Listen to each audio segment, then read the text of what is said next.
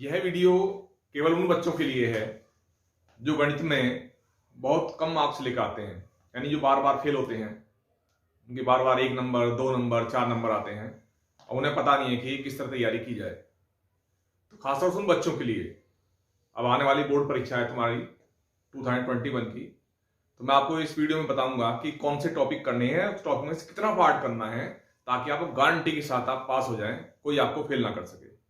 तो शुरुआत करते हैं हम यूपी बोर्ड परीक्षा 2021। तो शुरू करते हैं। पहला जो चैप्टर आपका वो है वास्तविक संख्याएं, रियल नंबर, संख्या पद्धति। ठीक है, उसमें कितना करना है आपको काम। जैसे शुरू से आपको मैसे लेसे तो आते ही हैं, ठीक है, तो इसमें आपको मैसे लेसे निकालने सीखने हैं और एक दशमलव शांत होंगे अशांत होंगे और एक अपरिमेय संख्या है। ये 3 चीज आपको ध्यान देनी है। इसमें से 1 या 2 मार्क्स का 3 मार्क्स का क्वेश्चन आपको मिल सकता है, बड़ा आसान होगा वो। ठीक है, तो पहले मैसे लेसे की बात करते हैं हम। मैसे और लेसे, ठीक है, ये पहला चैप्टर है। चैप्टर 1 ये आपकी रियल नंबर है। तो वास्तविक संख्याएं ये पहला चैप्टर है। तो मैं चैप्टर वाइज आपको बताऊंगा कि आपको क्या करना है क्या नहीं करना है। ठीक है, ये सब उन बच्चों के लिए है भाई जिनको मैथ बिल्कुल समझ में नहीं आता। जैसे मैसे और लेसे निकालना है इसके अंदर, जैसे 2 संख्या आपके पास में ये 96 और 404, इसका मैसे लेसे निकालना है। तो तुम्हें क्या करना है, अभाज्य गुणनखंड करने हैं इसके। 96 गुणनखंड करने हैं आपको, तो 2 गुणा 2 गुणा 2 गुणा 2 गुणा 2 गुणा 3 ये मिलेगा। ओके, 2 दूनी 4 दूनी 8 दूनी 16 दूनी 32 या 96। ऐसे ही 404 गुणनखंड करने हैं आपको, तो मिलेंगे आपको 2 गुणा 2 गुणा 101। ये तो काम कर सकते हो, नहीं होते तो इस तरह गुणनखंड कर लो, जैसे ना 96 लिख करके पहले 2 से काटोगे, फिर 2 से, फिर 2 से, फिर 2 से, इस तरह से आपके ये गुणनखंड मिल जाएंगे। में से क्या होता है, जो दोनों में कॉमन पार्ट होता है वो में से होता है। जैसे 2 गुणा 2 और 2 गुणा 2, तो में से हो गया तुम्हारे पास 4। और लेसे पे क्या होता है, इसमें जो 2 की पावर है, जो अधिकतम जहां पर है वो लेंगे तुम, ये वाला लेंगे, तो 2 की घात 5 और यहां से 3 लेंगे और 101। ठीक है, या दूसरी क्या होता है, इन दोनों को गुणा करके आप 4 से भाग कर दो तो ये चीज मिलेगी। तो ये तो आपको सीखना है इसमें केवल ये मैसे और लेसे पे। एक अपरिमेय संख्या वाला क्वेश्चन आएगा इसमें, जैसे सिद्ध करो √2 + 3 एक अपरिमेय संख्या है। तो हम क्या करेंगे, माना x बराबर 3 + √2 एक परिमेय संख्या है। परिमेय संख्या यानी इसमें ये परिमेय संख्या है, ठीक है, और ये भी परिमेय संख्या मान लिया हमने। तो 3 को उधर ले आओ, तो x - 3 बराबर √2। अब देखो ये तो हो गई परिमेय, परिमेय में से परिमेय माइनस करेंगे तो परिमेय बचता है, तो ये परिमेय हो गई। और ये संख्या होती है परिमेय। यानी हमने जो सोचा था, हमने जो माना था वो गलत माना था हमने, ठीक है, तो इससे सिद्ध हो जाता है कि ये वाली संख्या वो परिमेय नहीं है, अपरिमेय है। हमारे परिमेय संख्या परिमेय के बराबर नहीं हो सकती, परिमेय संख्या बराबर नहीं हो सकती है परिमेय। तो सिद्ध हुआ, अतः 3 + √2 एक अपरिमेय संख्या है।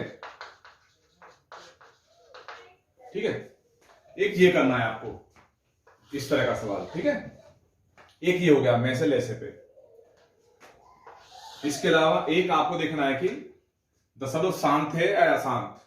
कोई आपको भिन्न दे दी और ये दे दिया तो दिखाओगे ये दशमलव इसका क्या आएगा, शांत शांत, यानी पूरा कटेगा नहीं कटेगा ये। तो आपको इसके गुणनखंड करने हैं नीचे वाले भाग के। अगर इसके गुणनखंड 2 और 5 के रूप में आते हैं, देखो 64 क्या होगा, 2 गुणा 2 गुणा 2, 2 4 दूनी 8, 2 16 दूनी 32 दूनी 64, 2 की घात 6। तो इसका होगा शांत दशमलव, शांत दशमलव यानी टर्मिनेटिंग। ओके और इसमें 2 और 5 के अलावा कोई भी दूसरा संख्या आगे गुणा के रूप में, तो उसका आंसर दोगे आप अशांत, नॉन टर्मिनेटिंग डेसिमल। ठीक है, तो केवल पहले चैप्टर में आपको इतना ही करना है और पहला चैप्टर आपका खत्म होता है। ओके, उसके बाद दूसरा चैप्टर तुम्हारे सिलेबस में नहीं है। और तीसरा है फिर 2 चरों में रैखिक समीकरण, तो वो मैं आपको बताने जा रहा हूं, रैखिक समीकरण में कितना करना है। ठीक है,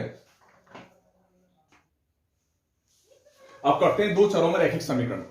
इसमें बताऊंगा आपको मैं कितना करना है आपको।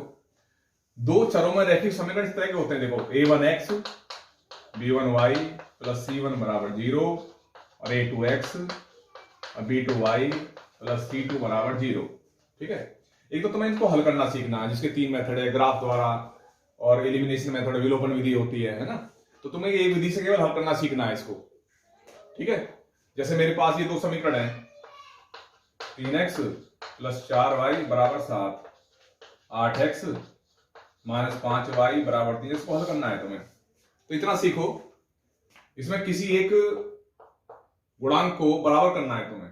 वो कैसे होगा, जैसे यहाँ 4 है यहाँ 5, तो इसको 5 से गुणा कर लो और इसको 4 से गुणा, तो क्या मिल जाएगा 15x 20y और 35, 4 से गुणा करो 32x और 20y और 4 दिया 12।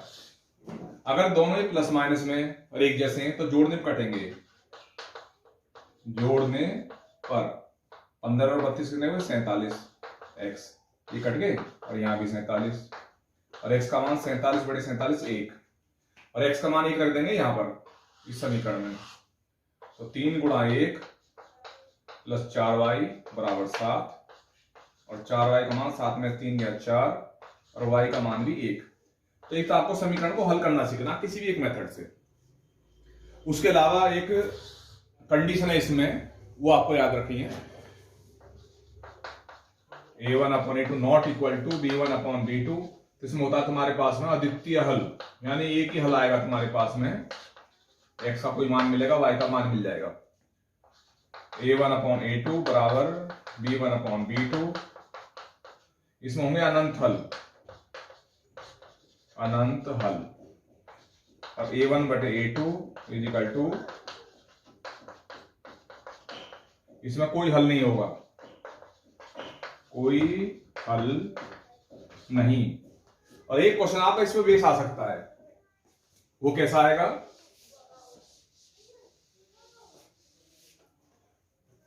अब जैसे इसके अगर ग्राफ बनाएंगे ना, तो अगर ग्राफ आ गया इसका तो लाइन ऐसा आएंगी इसकी इंटरसेक्ट करती हुई, इसका ग्राफ आएगा बिल्कुल एक दूसरे को लाइन चढ़ी हुई ऐसे, ऐसा ग्राफ आएगा पैरेलल लाइन ऐसे। तो इस पे आधारित क्वेश्चन कैसा मिलेगा मैं आपको लिखता हूं। जैसे क्वेश्चन ये आता है 3x plus Y is equal to 1, दूसरा है 2k minus 1x plus k minus 1y equal to 2k plus 1। तो k का मान ज्ञात करो, और कंडीशन में कोई भी दे सकता है, जिसका अद्वितीय हल है या अनंत हल है या कोई हल नहीं है। जैसे मान लें कोई हल नहीं है, इसका का कोई हल नहीं है, हमको निकालना है k का मान। k का मान क्या होगा, तो हम लगा देंगे ये वाला कंडीशन इसमें, a1/a2 तो 3/2k minus 1 is equal to b1/b2 तो 1/k minus 1 not equal to 1/2k plus 1। तो इसको आप छोड़िए, इन दोनों से हल कर लोगे, तो सॉल्व करो इसको, फिर से गुणा कर लो इसकी, 3k माइनस 3 और यहां हो जाएगा 2k माइनस 1, इसको उधर ले जाओ k और 3 माइनस 1 2, तो k का मान मिलेगा आपको 2। और k का मान 2 आप देखो रख के देख लो इसके अंदर, 4 माइनस 3/3 हो गया, और यहां मिल जाएगा 2 अपॉन यानी 1/1। बिल्कुल सही बात है। तो k का मान अगर 2 होता है तो इसका कोई हल नहीं होगा। तो तुम्हें इस चैप्टर में दो चरों में रैखिक समीकरण केवल इतना ही करना है, ठीक है, इससे ज्यादा नहीं करना।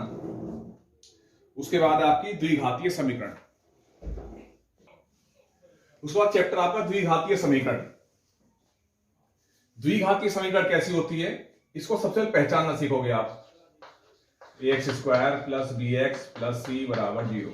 तो कभी क्वेश्चन नहीं आता भाई चेक करो कि समीकरण द्विघातीय है या नहीं।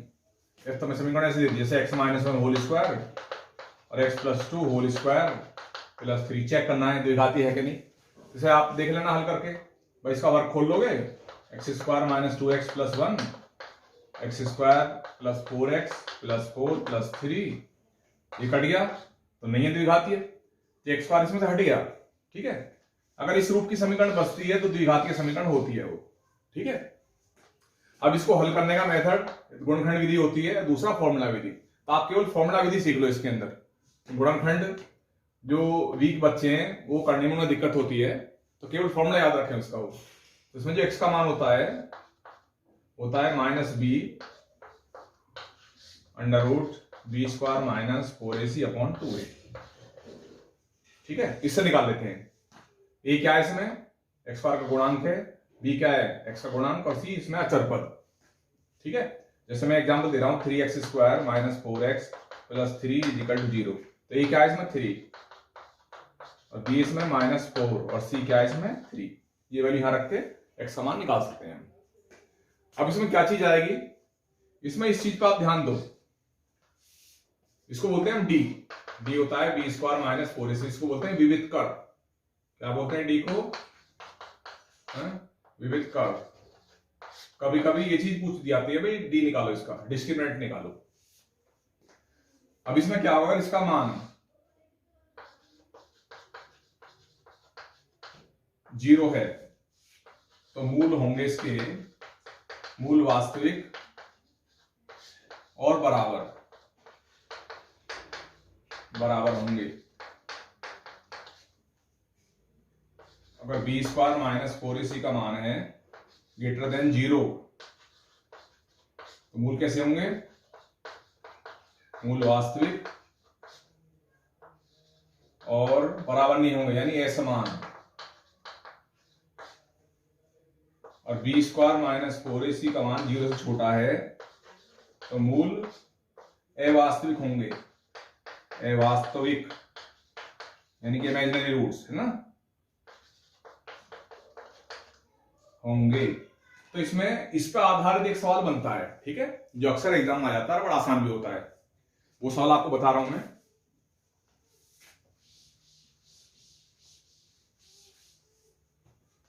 जैसे आपको सवाल दे दिया इन्होंने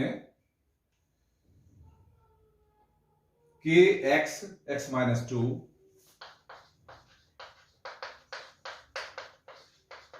ये सवाल है कि मूल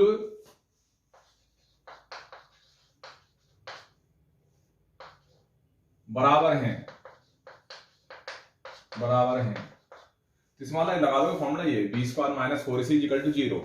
तो k का मान ज्ञात करो इसमें, तो k का मान, ये बहुत इंपॉर्टेंट और बड़ा आसान भी है। तो क्या अगर पहले इसको द्विघातीय समीकरण का रूप दे दो, यानी गुणा करो इसकी इसमें, कि x का वर्ग 2kx + 6 = 0। अब तुलना करोगे इसके साथ, तुलना कर दो इसके साथ ax² + bx + c = 0। तो a का मान हो गया k, b का मान हो गया -2k, और c का मान 6 हो गया। क्योंकि मूल बराबर है तो d का मान क्या हो जाएगा 0, यानी b² - 4ac का मान 0, और इसका मान यहां से रख दो, इसका वर्ग करो 4k का वर्ग, तो 4 a का मान k रख दो और इसका मान 6 = 0। तो इतना तो हल कर ही सकते हैं। इसमें कॉमन ले लो 4k, यहां से k बच जाएगा और यहां से 6 = 0। तो k का मान 0 या k का मान 6। तो k का मान 0 तो हो नहीं सकता, अगर 0 रखेंगे तो ये समीकरण ही खत्म हो जाएगी। k का मान 6 लेंगे हम, ठीक है। तो द्विघातीय समीकरण में केवल इतना करोगे, इससे आपका बात बन जाएगी, ओके। उसके बाद मैं कराता हूं आपको ज्योमेट्री में त्रिभुज। त्रिभुज में कितना करना है आपको, त्रिभुज काफी लेंथी चैप्टर है और ज्यादातर बच्चों को ज्योमेट्री समझ में नहीं आती, तो मैं उतना ही बताऊंगा जितना आपको पढ़ना है। तो नेक्स्ट चैप्टर है आपके पास त्रिभुज, जो एग्जाम में आ रहा है। त्रिभुज काफी लेंथी चैप्टर है। अब शुरू करते हैं। इसमें क्या क्या करना है तुम्हें, एक तो आपकी सिर्फ बीपीटी फिल्म है इसके अंदर, थेल्स फिल्म है। ये फिल्में क्या कहती है, इसका केवल रिजल्ट याद रखो। अगर त्रिभुज में एक लाइन किसी एक भुजा के समानांतर है,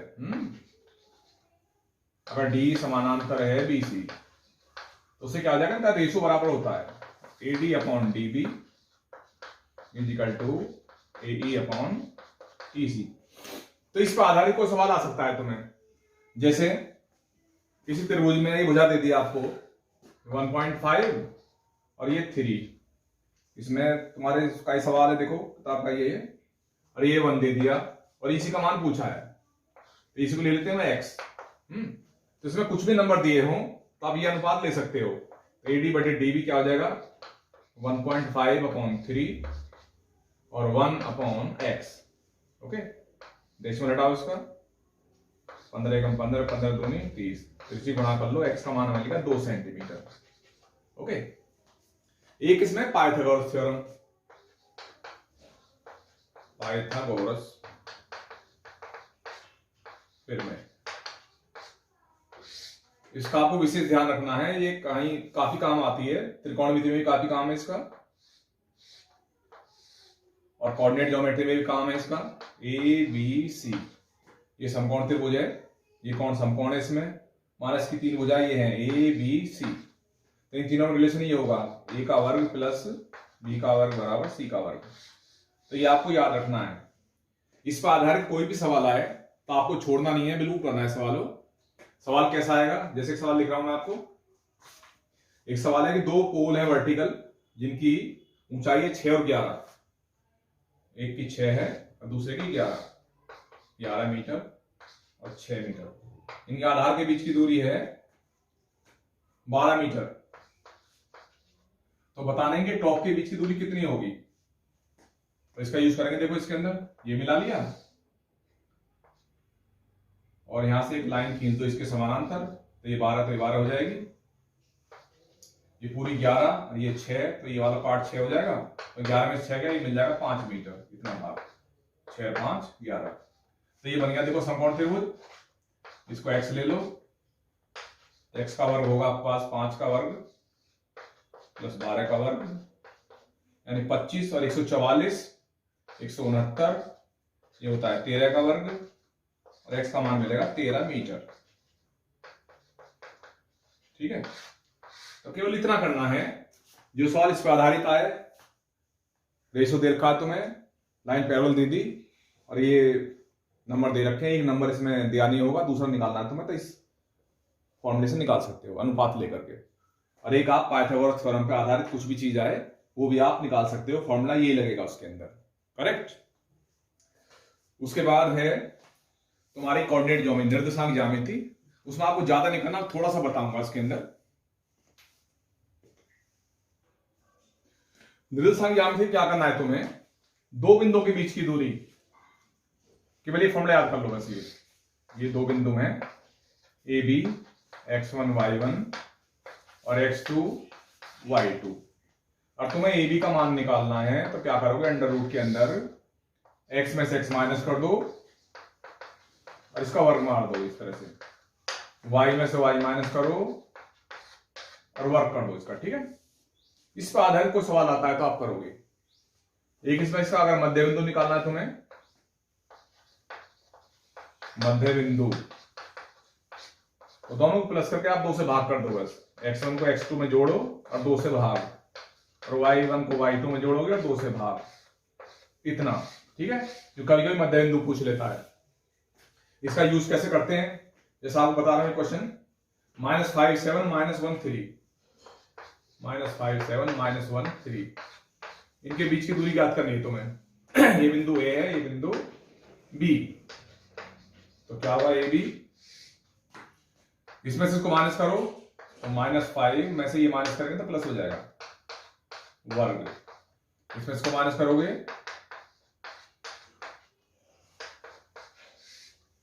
एक में 5 किया 4 और 4 का वर्ग क्या हुआ 16, 7 में 3 4, 4 का वर्ग 16 हो गया 32।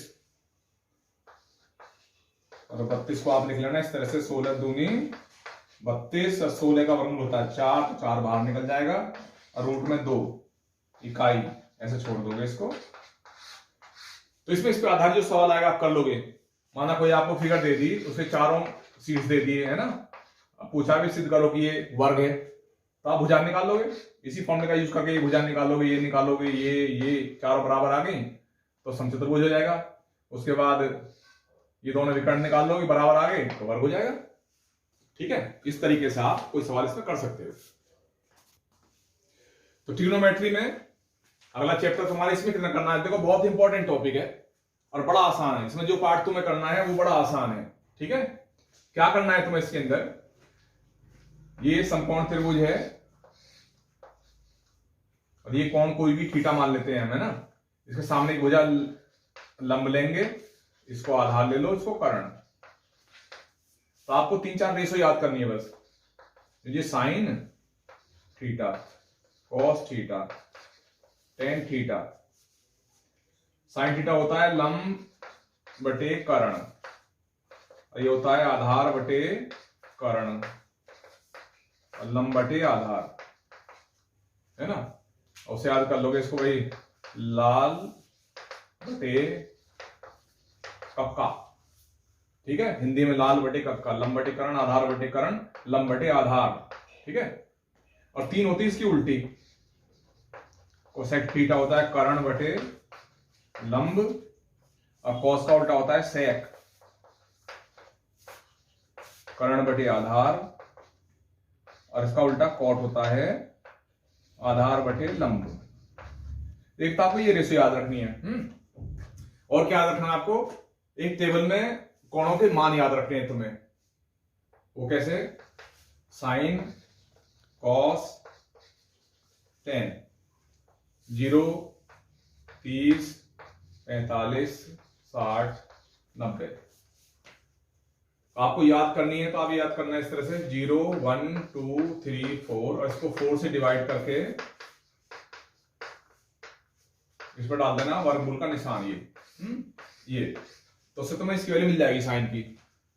और 0/4 0 होता है, 1/4 का वर्गमूल 1/2 और इसका ये काट करके 1/√2 और √3/2 और ये 1 होता है।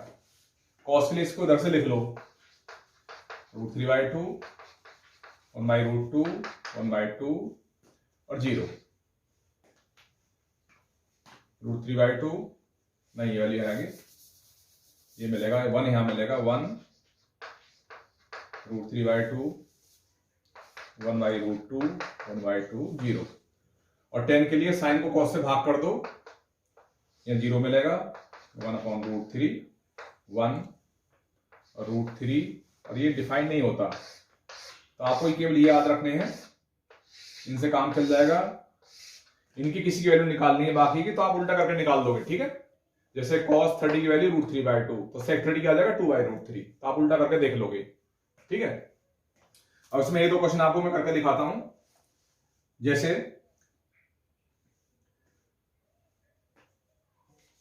पहले मिटाते हैं इसको।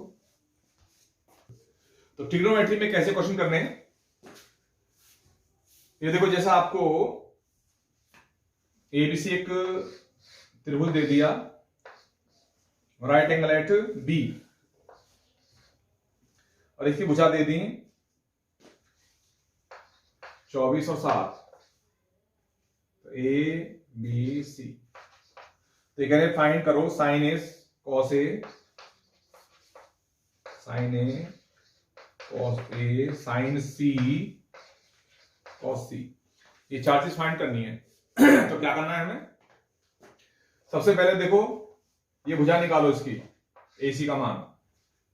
तो AC का मान क्या होगा, √3 24 का वर्ग प्लस 7 का वर्ग। पाइथागोरस में लग गई, देखो इसमें देखो 24 का वर्ग 576 हुआ है और 7 का वर्ग 49, ये होगा 625 और 25, तो ये मिल गया तुम्हारा 25 सेंटीमीटर। सेंटीमीटर में है ये। अब क्या निकालना, साइन ए। साइन ए होता है लंब बटे कर्ण।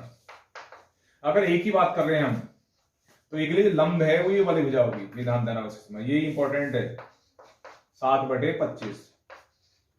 और कौन से निकालना है, आधार बटे कर्ण। ए के लिए ये लंब है तो ये आधार है, 24/25। इस तरह से निकालना तुम्हें साइन सी कॉस सी।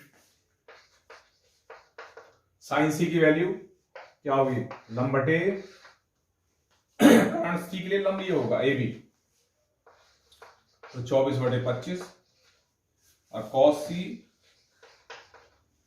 के लिए लंब ये आधार ये, तो 7/25। तो एक तो प्रॉब्लम आपकी इस टाइप की आएंगी, है ना। उन्होंने एक रेशो दे दिया, बाकी रेशो पूछ लिया। इसमें भी रेशो दे सकते हैं वो, माना उन्होंने दे दिया, देखो tan c का मान 24/7।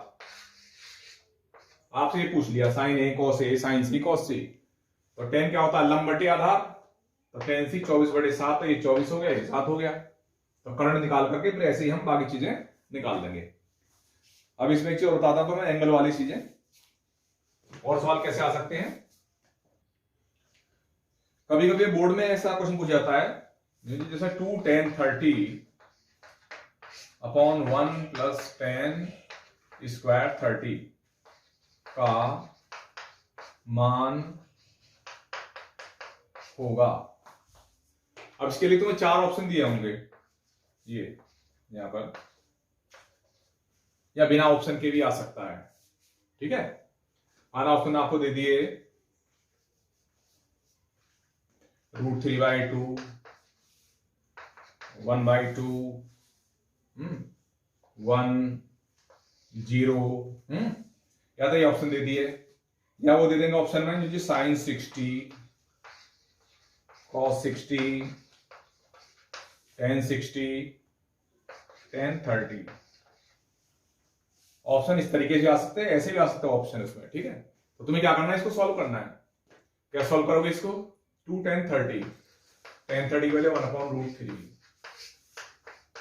tan² 30 1/√3 होल स्क्वायर, तो 2/√3, 1 + 1/3, तो 2/√3 नीचे मिल जाएगा 1 + 1/3, 3 + 1 4/3, उल्टा हो जाएगा 3/4, दूसरे कट गया ये।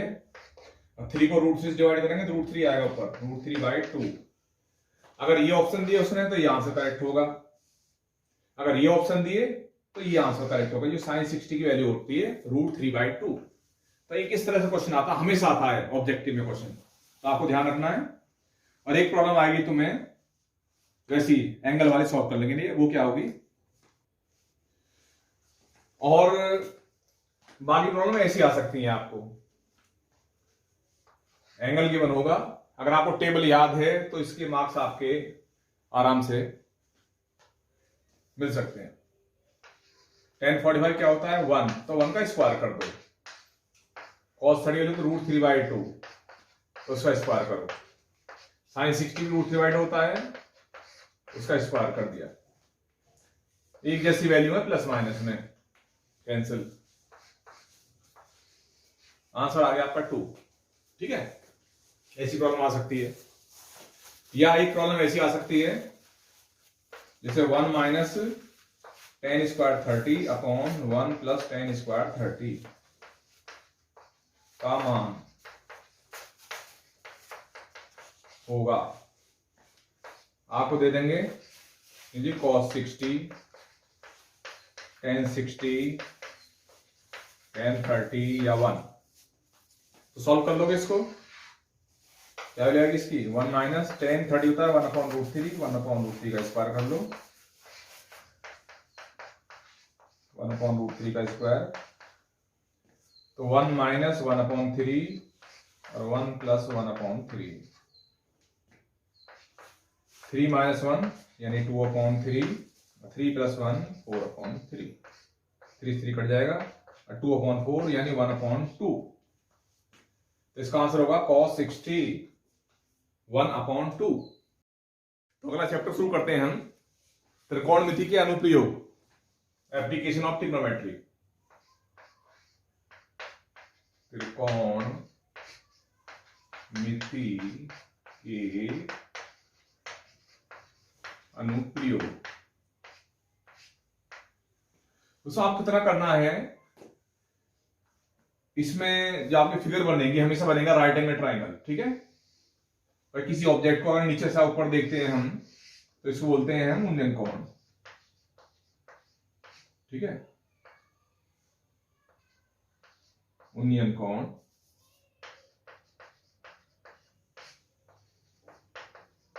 और ऊपर से नीचे देखें तो यहां बनता है अवनमन कोण। तो आपको इसके लिए केवल 3 रेशो, साइन थीटा, कॉस और टेन, ये लंब बटे कर्ण, और ये होगा आधार बटे कर्ण, और लंब बटे आधार। इसमें ये लंब है और ये आधार और ये कर्ण। ओके, ये 3 रेशो याद रखनी है। और केवल आपको साइन, कॉस, टेन, इनकी ये 3 वैल्यू 30, 45 और 60, 3 एंगल वैल्यू याद रखनी है, और उससे काम तुम्हारा चल जाएगा। इसमें 1/2, 1/√2, √3/2, √3/2, 1/√2, 1/2, 1/√3, 1 और √3। अगर इतना आपको याद है तो त्रिकोणमिति का अनुप्रयोग, इसका जो प्रॉब्लम आपको आएगी वो आप आराम से कर लोगे। एक प्रॉब्लम आती है 1 फिगर वाली इसके अंदर। जैसे ये कोई चौवर है, इससे कुछ दूरी पर, दूरी ऐसे लेते हैं, इसके टॉप का एलिवेशन सपोज 30 डिग्री है, 30 ऐसे बनाओगे। इसमें माना ये दूरी 10 मीटर है, तो ऊंचाई बताओ क्या होगी टॉवर की। ऊंचाई कैसे निकालोगे इसकी, मीनार की? देखो आधार दे रखा है, लंब निकालना है, और ये कोण दे रखा है। लगा दो फॉर्मूला tan थीटा, जी tan 30 बराबर लंब बटे आधार 1/√3 h/10, और h का मान मिलेगा 10/√3 मीटर। तो सिंगल फिगर वाले इस तरह करोगे, और डबल फिगर वाले क्वेश्चन इसमें इस तरह आएंगे।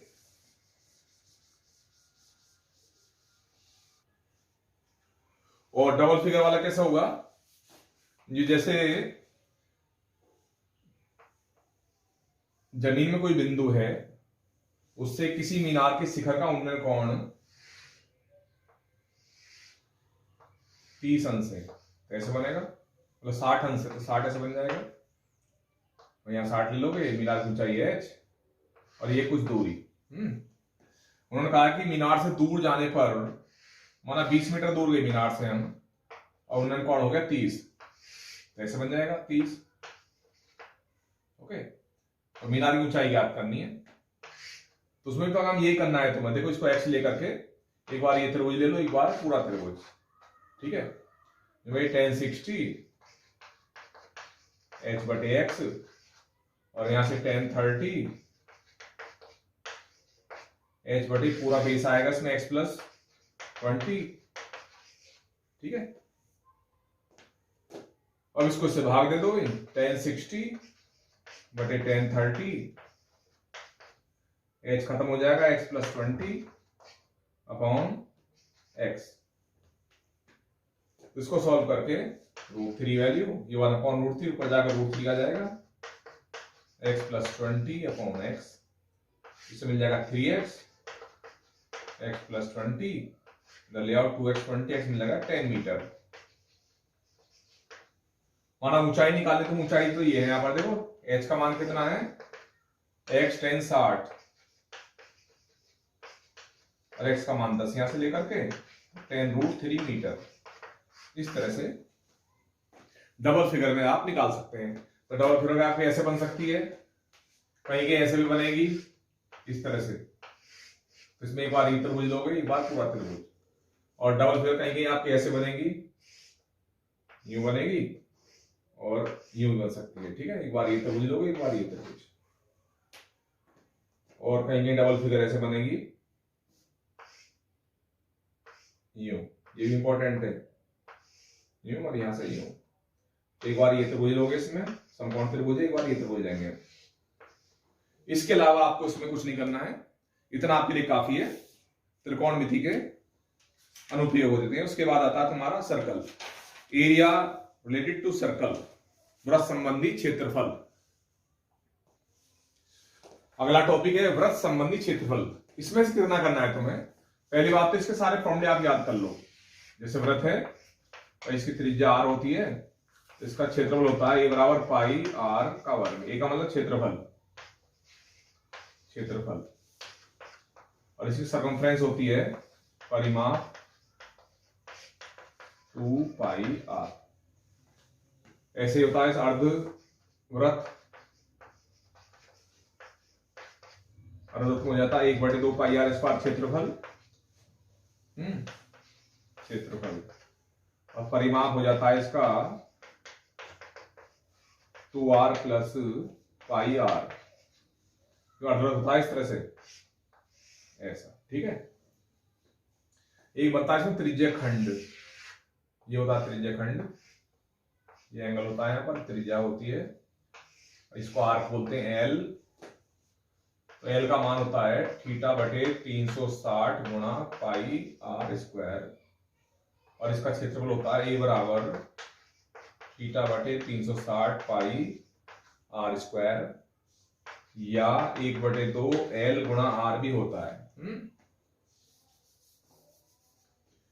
एक बनता है इसमें वृत्तखंड, यूं, इसका निकालना क्षेत्रफल तुम्हें। तो यहां सेंटर लेकर के ये एंगल थीटा होगा, त्रिज्या R, वृत्तखंड का क्षेत्रफल θ/360 गुणा पाई r स्क्वायर। यानी पूरे त्रिज्या खंड में से हम ये त्रिभुज माइनस कर देंगे, और त्रिभुज का क्षेत्रफल होगा त्रिभुज OAB का क्षेत्रफल। और ये त्रिभुज कैसा ही हो सकता है, ये समद्विबाहु हो सकता है, या समबाहु भी हो सकता है, राइट एंगल ट्राइंगल भी हो सकता है, ठीक है। उस हिसाब से निकाल दोगे। वैसे इसका कॉमन सूत्र है एक 1/2 r स्क्वायर साइन थीटा, ये लगा करके कैसा ही त्रिभुज आए उसका क्षेत्रफल निकल जाएगा। तो आपको केवल अगर ये फॉर्मूले याद हैं तो वृत्त संबंधी जो आपका क्वेश्चन आएगा कोई भी, वो आप कर सकते हैं। जैसे एक क्वेश्चन करा के देखता हूं मैं आपको, ये देखें आप, एक क्वेश्चन है, छोटा सा क्वेश्चन है ये, घड़ी की सुई वाला। जो घड़ी में मिनट वाली सुई 5 मिनट में कितना एरिया सेट करेगी। जैसे ये है घड़ी की सुई, जो भी 5 मिनट में कितना एरिया सेट करेगी।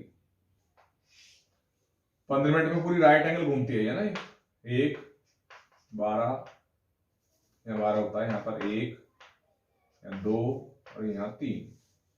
तो मुझे निकालना है ये वाला एरिया, ठीक है। 15 मिनट में घूमती है 90 अंश, तो 5 मिनट में घूमेगी 30 अंश, ये वाला 30 होगा। और त्रिज्या इसकी 14 सेंटीमीटर है, तो एरिया होगा 30/360 गुणा पाई r स्क्वायर। अब इसको हल करके हम निकालेंगे क्षेत्रफल 1/12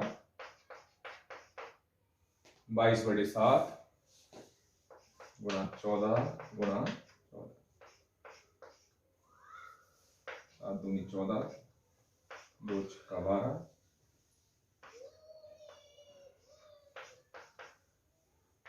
और गुणा करके इसका क्षेत्रफल आपको मिल जाएगा 44, 11 में 11 4 15/3 वर्ग सेंटीमीटर।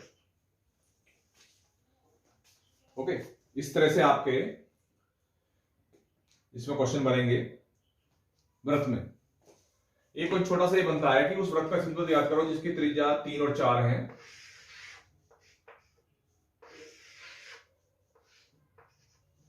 और इसको मिलाकर के नया वृत्त बनाया हमने जिसकी त्रिज्या क्षेत्रफल इन दोनों के क्षेत्रफल के बराबर है, तो उसकी त्रिज्या ज्ञात करो। इन दोनों के क्षेत्रफल का योग इसके क्षेत्रफल के बराबर है, तो इसकी त्रिज्या ज्ञात करें। तो क्या होगा इसका क्षेत्रफल? पाई गुणा 3 का वर्ग, पाई आर स्क्वायर, पाई इंटू 4 का वर्ग, और ये होगा पाई आर स्क्वायर। पाई कॉमन लेके पाई काट कर देंगे, तो 3 का वर्ग प्लस 4 का वर्ग बराबर आर का वर्ग, आर में अंडर रूट 25, तो 5 मीटर। इस तरह से आप ये निकाल सकते हैं। तो वृत्त में आपको इतना ही करना है, फॉर्मूले याद होंगे तो क्वेश्चन आपसे हो जाएगा। उसके बाद आपकी मेंसुरेशन है सरफेस एरिया एंड वॉल्यूम। उसमें क्या करना है, आपको फॉर्मूले याद करने हैं और एक केवल कन्वर्जन वाले चीज करनी है। केवल भाई एक चीज को मेल्ट करके पिघला करके दूसरी बनाते हैं तो उसमें क्या परिवर्तन आता है, क्या चीज निकालते हैं, कैसे निकालते हैं। तो आयतन और पृष्ठीय क्षेत्रफल, इसमें क्या करना है, तो फॉर्मूले आपको याद करने हैं इसमें। जैसे आपका ये बेलन है, ये ऊंचाई और ये त्रिज्या इसकी, तो आयतन होता है पाई आर स्क्वायर एच, और इसका वक्र पृष्ठ होता है 2 पाई आर एच, ये आयतन है, और संपूर्ण पृष्ठ इसका 2 पाई आर आर प्लस एच। एक बनेंगे आप इसमें कौन, शंकु बनता है, ये ऊंचाई है, ये त्रिज्या और ये तिरछी ऊंचाई। तो एल का मान होता है इसमें अंडर रूट एच का वर्ग प्लस आर का वर्ग, और इसका आयतन 4/3 पाई आर क्यूब, और इसका वक्र पृष्ठ होता है पाई आर एल, और संपूर्ण पृष्ठ इसका पाई आर आर प्लस एल। एक होता है इसमें गोला बनेगा, इसमें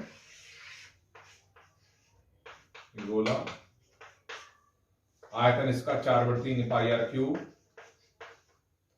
और इसका वक्र पृष्ठ होता है 4 पाई आर स्क्वायर, इसका संपूर्ण पृष्ठ भी होता है 4 पाई आर स्क्वायर। अर्धगोला ऐसे बनता है, आयतन होगा 2/3 पाई आर क्यूब, और इसका वक्र पृष्ठ होगा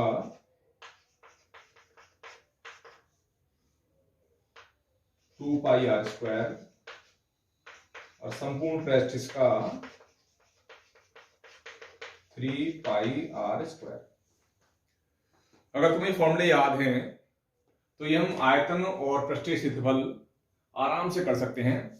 इसमें से आसान क्वेश्चन पूछा जाएगा, ज्यादातर आपको उन पर ध्यान देना है जो कन्वर्जन वाले क्वेश्चन है, ठीक है।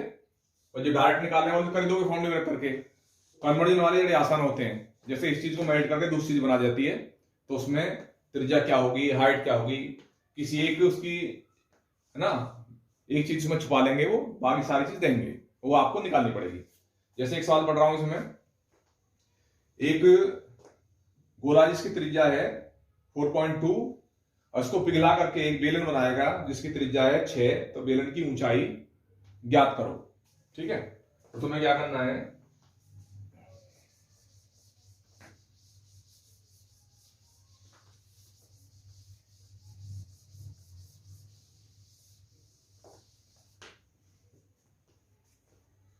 एक गोला है जिसकी त्रिज्या है 4.2, इसको पिघलाकर हमने बना दिया एक बेलन जिसकी त्रिज्या है 6, और ऊंचाई ज्ञात करनी है इसमें, ठीक है। तो क्या करना है इसमें, इसका आयतन इसके आयतन के बराबर होगा। इसका आयतन क्या होगा, 4/3 पाई आर क्यूब, और इसका आयतन पाई आर स्क्वायर एच। ऐसे वाले सवालों में हमेशा पाई से पाई कटता है, आप पाई की वैल्यू कोई मत रखना इसमें, ठीक है। और इसको हल करके एच का मान मिल जाएगा। आप हल कर लोगे जी 4 इंटू 4.2 4.2 4.2 3 इंटू 6 इंटू 6। तो इसको सॉल्व करके आप निकाल दोगे 6 7 जा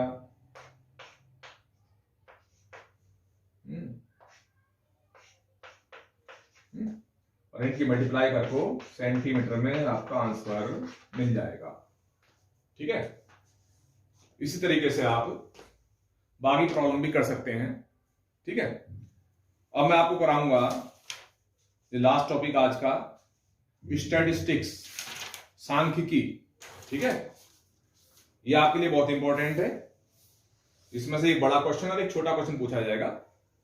मैं उसके सारे फॉर्मूले आपको लिखवाता हूं। ठीक है,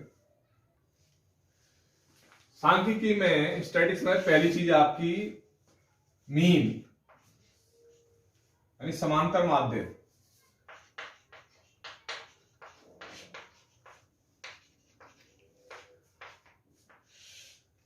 ठीक है, समांतर माध्य क्या होता है?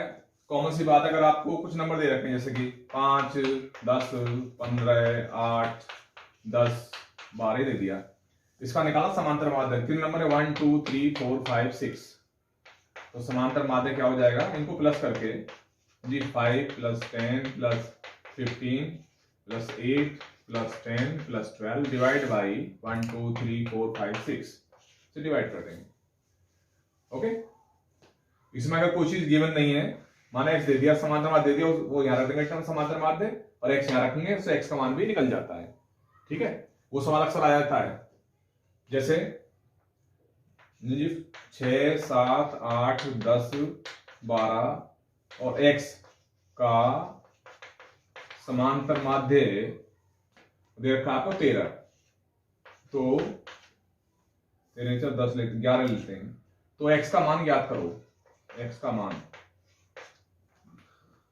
तो फॉर्मूला ये लगा दो समांतर माध्य, यानी 11 बराबर 6 + 7 + 8 + 10 + 12 + x डिवाइड 1 2 3 4 5 6। इसमें मल्टीप्लाई हो जाएगी 66, तो 7 से 13 और 8 21 31 और 12 43 + x और x का मान मिल जाएगा 66 - 43। ये इस तरह से। तो 1 मार्क्स में तो ऐसा क्वेश्चन मिलेगा आपको, है ना। और माध्यिका का क्वेश्चन भी ऐसे ही मिलेगा, जैसे नंबर दे देंगे, माध्यिका ज्ञात करो, और उन आंकड़ों को आप असेंडिंग ऑर्डर में चढ़ा दोगे, बढ़ते क्रम में, बीच का नंबर मिलेगा, माध्यिका होगी। जैसे देखो ये है 8 10 3 5 6 12 13 की माध्यिका याद करो। तो क्या करोगे, इन आंकड़ों को बढ़ते क्रम में लिख दो, तो 3 5 8 और 6 भी मिलेगा यहाँ, 3 5 6 8 10 12 और 13। कितने नंबर है? 1 2 3 4 5 6 7 नंबर है, तो एग्जैक्ट बीच में नंबर मिल जाएगा आपको 8 ही रहा, तो माध्यिका होगी इसकी 8।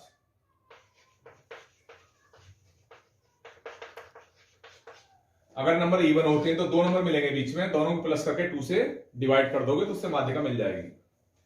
अब बात करते हैं हम, अगर आंकड़े दिए आपको वर्ग अंतराल की फॉर्म में, तब समांतर माध्य कैसे निकालते हैं।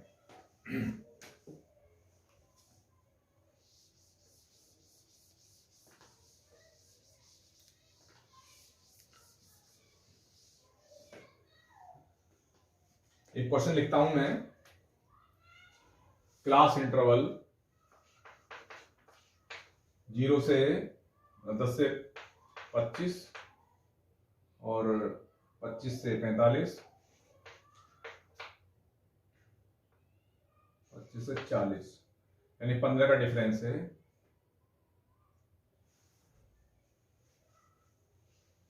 40 से 55 और 55 से 70, 70 से 85, 85 से 100।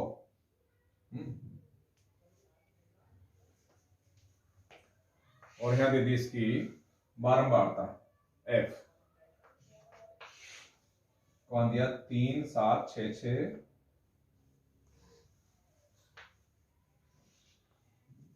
2 3 7 6 6। इसका निकालना तुम्हें समांतर माध्य। तो पहला तुम्हारे पास में डायरेक्ट मेथड है। पहला कौन सा है? डायरेक्ट।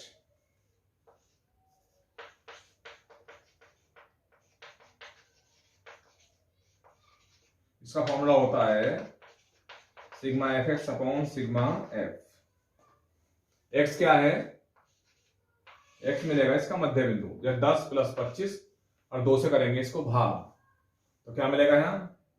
ये मिलेगा 17.5 और 25 40 कितना हुआ ये 65, और उसको भाग करेंगे आप 2 से तो 32.5 और 15 के डिफरेंसेस को हम लिख देंगे, ठीक है।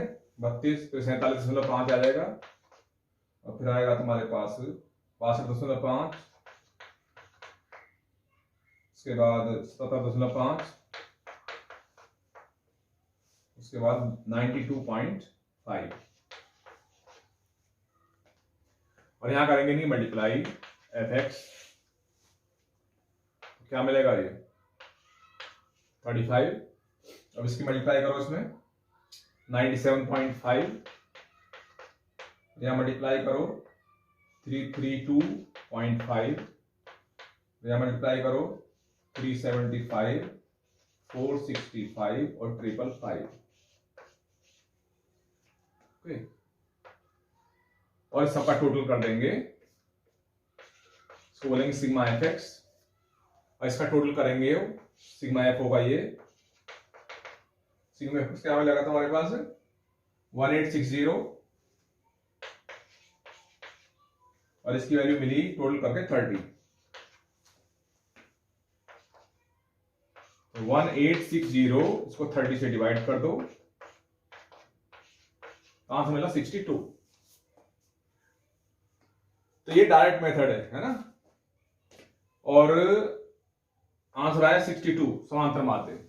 उसका 2 मेथड और है इसमें, देखिए आंसर सभी में मिलेगा आप 62, ठीक है। दूसरा मेथड क्या है? दूसरा है शॉर्टकट लघु विधि। लघु विधि इसमें क्या होगा आपका CI तो सेम होगा। देखो CI तो ऐसा कैसे लिख दोगे, 10 से 25, 25 से 40, 40 से 55 और 55 से 70, 70 से 85 और 85 से 100। फ्रीक्वेंसी भी सेम रहेगी इसमें, है ना, 2 3 7 6 6 6। एक्स भी वही रहेगा इसमें 17.5 32.5 47.5 62.5 77.5 92.5। इसमें निकालेंगे वैल्यू हमें डी की। एक डी होता है x माइनस ए वैल्यू मान लेंगे इसके अंदर, बीच में कोई वैल्यू जहां चाहे वहां मान सकते हो ए को, तो ये वैल्यू मिलेगी, इतना मिटा लेता हूं मैं,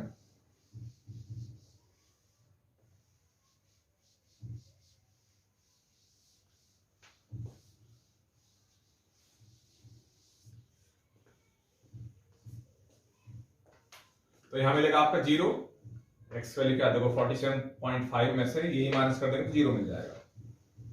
इसमें से ये माइनस करो तो ऊपर तो नेगेटिव मिलेगा, क्यों 32 17 में 47 माइनस करो क्या होगा 0 माइनस 30। इसमें से माइनस करो इसको क्या मिलेगा 2 - 7 5 तो माइनस के 15, नीचे आएंगे पॉजिटिव वैल्यू 15 30 और 45। क्या निकालोगे एफ डी, आप इनकी मल्टीप्लाई कर लो एफ किसमें, तो -60 -45 0, ये 90 और 180 और 6 × 5 = 24 ये मिलेगा। ठीक है, इनका टोटल कर देंगे, टोटल करके ये मिलेगा 435 और इसका टोटल 30 होगा। और इसका फॉर्मूला है तुम्हारे पास में x bar is equal to a plus sigma f d upon sigma f. ये क्या है 47.5 और 435 डिवाइड बाई 30, यहाँ डेसिमल लग जाएगा। 3 एकम 3, 3 चौक 12 और प्लस करके आपका 62 आंसर आया। मतलब आंसर वही मिलेगा बार बार। एक विधि और इसके अंदर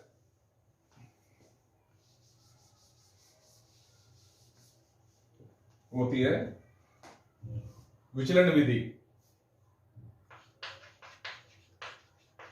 विचलन विधि उसमें क्या करना, देखो ये चीज ऐसी कैसी आएगी, उसमें ये वाला पार्ट नहीं आएगा, ये डी नहीं आएगा।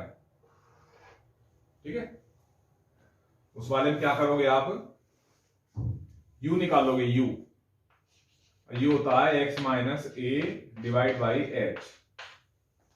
तो ये जो सारणी मिलेगी आपकी 0 तो 0 मिलेगा इसमें, और यहां मिलेगा -1 -2 और नीचे 1 2 3 ये मिलेगा, और यहां मिलेगा एफ यू। मतलब ये सारणी नहीं मिलनी आ रही तो ये वाली नहीं मिलेगी। ठीक है ना, ये मिलेगी। मतलब यहां तक पार्ट ऐसे ही रहेगा, ए यही रहेगा, उसके बाद यू लेना है तुम्हें। और एफ यू क्या मिलेगा, 2 से मल्टीप्लाई यानी -4 और ये -3 0 और बाद के 6 देखो 6 12 18 इसको प्लस कर देंगे सिग्मा एफ यू। तो 4 3 7 -1 12 में से 11 18 29 ये मिल गया।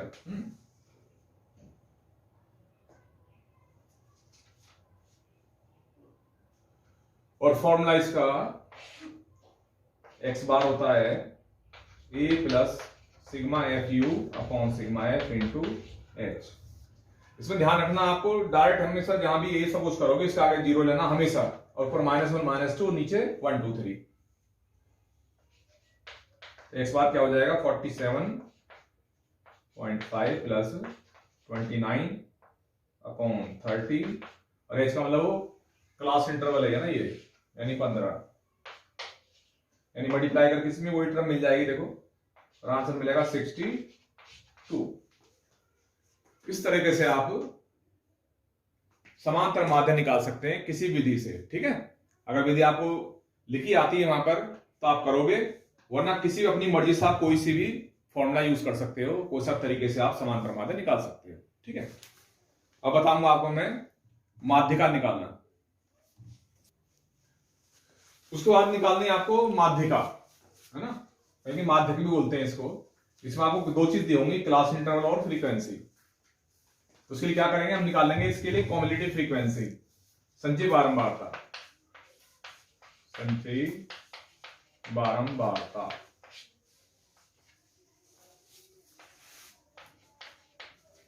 2 की 2 होगी और 3 और 2 5 8 5 13 और 13 6 19 19 और 6 25 25 3 28 2 30।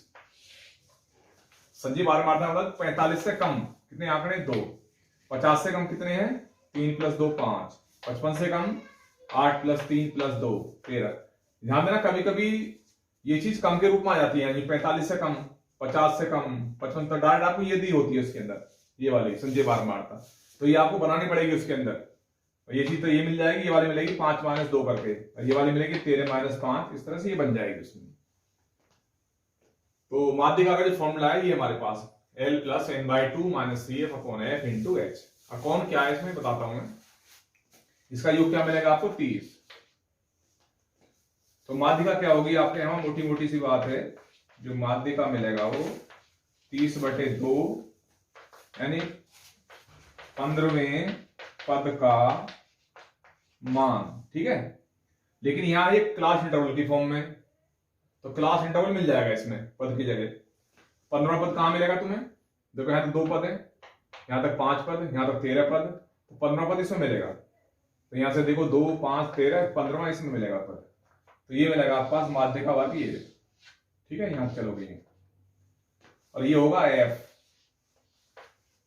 इससे पहले वाले की फ्रीक्वेंसी कॉम्युलेटिव होगी है, संचयी होगी सी एफ।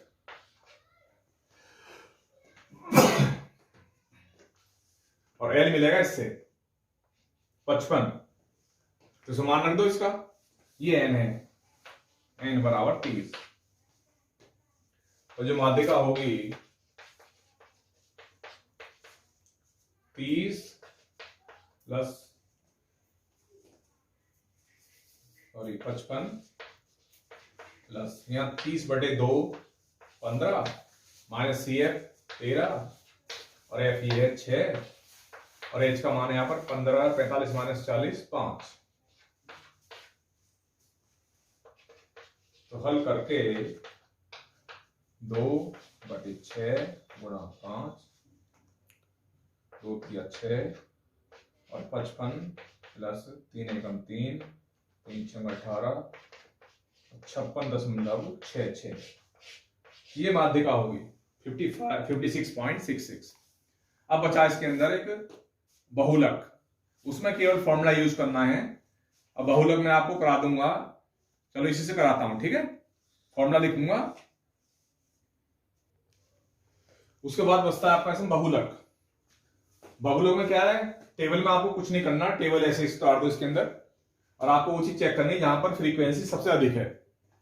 तो यहां पर फ्रीक्वेंसी सबसे अधिक यहां पर है, देखो ना, ये इस क्लास इंटरवल की फ्रीक्वेंसी सबसे अधिक है। ओके, अब फॉर्मूला है बहुलक का हमारे पास ये L plus F1 minus F0 two F1 minus F0 minus F2 into H। तुम्हें क्या करना है, जिस वर्ग अंतराल की फ्रीक्वेंसी सबसे ज्यादा है उसको आप F1 लेना है, F1 यानी वो पहले स्थान पर, ठीक है।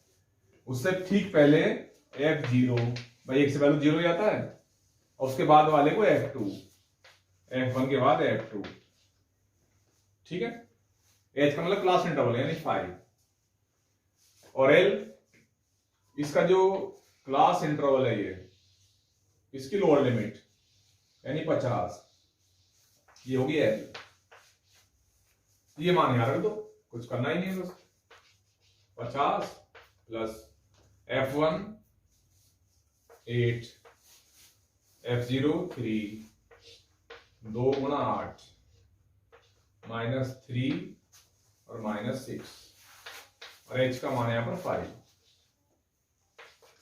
तो 50 या 5 मिल गया, तो 16 में से 9 गए 7 इंटू 5, तो 50 और 25/7 7 21 4 0 7 5 35 7 7 49 और 53.57 बहुलक मिलेगा 53.57। ओके, इस तरीके से आज हमने ये मोटे तौर पर यानी उन बच्चों के लिए जो वीक बच्चे हैं, मतलब ये माने भी अब इसमें 100 नंबर का कोर्स आ जाएगा, ये कर लोगे तो आपके पूरे 100 मार्क्स आ जाएंगे, ऐसा बिल्कुल नहीं है। ये उन बच्चों के लिए है जो बार बार फेल होते हैं एग्जाम में और घबराते हैं भाई हम फेल हो जाएंगे बोर्ड एग्जाम में, कभी हमारे पास नहीं हो पाएंगे। तो इसमें अगर इतना कर लोगे, इस टाइप की वैरायटी आप कर लोगे, तो आपकी पास होने की 100% गारंटी है। ठीक है, थैंक यू।